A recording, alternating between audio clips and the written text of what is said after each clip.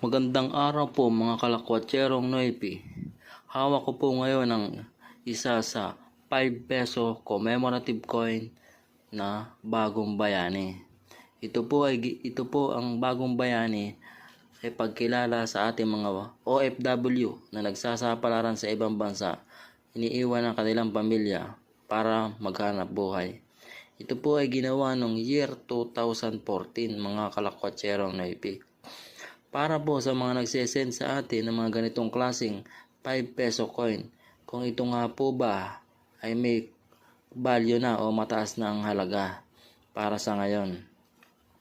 Para sa akin po, ito pong commemorative coin na ito ay ang halaga lang po nito ay ang kanyang face value, mga kalakwatserong Noipi.